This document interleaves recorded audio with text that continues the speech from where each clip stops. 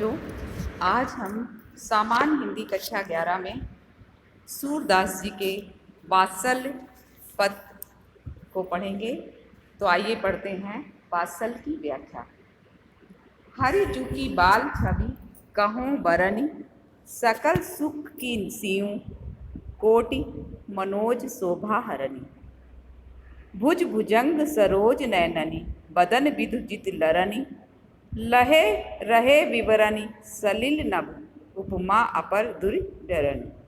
मंजु मेचक मृदुल तनु, अनुहरत भूषण भरनी। मनहु सुभग सिंगार शिशुतरु, फरयो अद्भुत फरनी। चलत पद प्रतिबिंब मणि आंगन घुटुरुअन करनी। जलज संपुट सुभग छवि, भरि लेति उर जनु धरनी। पुण्य फल अनुभवति सुतई, विलोक कै नंद घरनी। सूर प्रभु की उर बसी किलकनी, ललित लर खरन। तो बच्चों, सबसे पहले आइए हम लोग जानते हैं कुछ कठिन शब्दों के शब्दार्थ।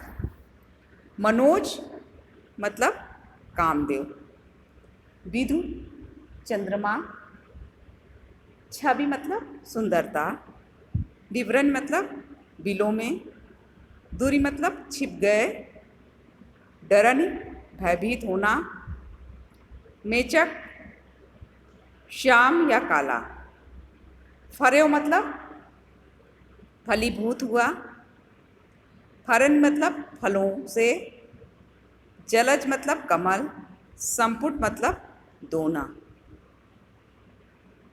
अनुभवत मतलब अनुभव करना। प्रस्तुत पद में सूरदास जी कहते हैं कि श्री कृष्ण का बाल सौंदर्य इस प्रकार से है कि उनका सौंदर्य समस्त सुखों की नींव है, अर्थात सब मस्त सुखों को देने वाला है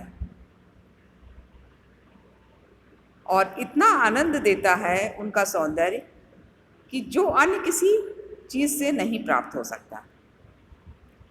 श्री कृष्ण का बाल सौंदर्य तो करोड़ों कामदेव के सौंदर्य को भी हरने वाला है। श्री कृष्ण के विभिन्न अंगों के सौंदर्य ने पारंपरिक जो उपमान है वो सभी उनके सौंदर्य के सामने कम पड़ रहे हैं।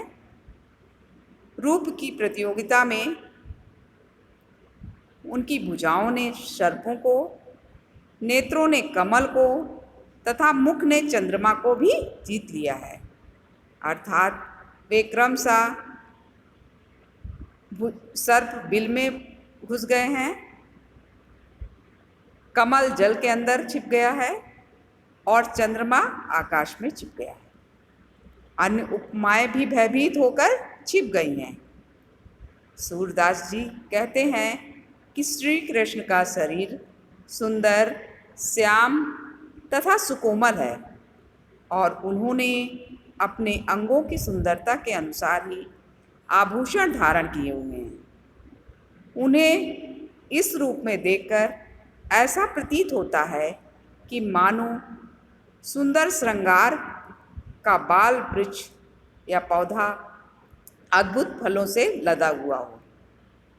मणियों के आंगन में घुटनों के बल चलते हुए श्री कृष्ण के पैरों की परछाई ऐसी प्रतीत होती है कि मानो पृथ्वी कमल के संपुट में या कमल की बैठकी सजाए हुए श्री कृष्ण की अनुपम सुंदरता को भर रही हो। नंद जी की पत्नी अर्थात माता यशोदा श्री कृष्ण की इस प्रकार की क्रीड़ाएं करते हुए देखती हैं तो उन्हें अपने पूर्व जन्म के पुण्यों का अनुभव होता है, अर्थात वे सोचती हैं कि उन्हें यह सुख अपने पूर्व जन्म के पुण्यों के कारण ही प्राप्त हुआ है।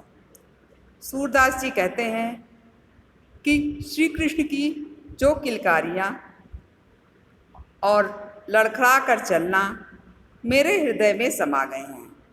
अर्थात मैं बार बार उनके इस रूप की ओर आकृष्ट हो जाता हूँ। इस पद में भाषा बच्चों ब्रज है, अलंकार प्रतीप, उत्प्रेक्षा और अनुप्रास है, रस वात्सल्य है, गुण माधुर्य और छंद गेय पद है।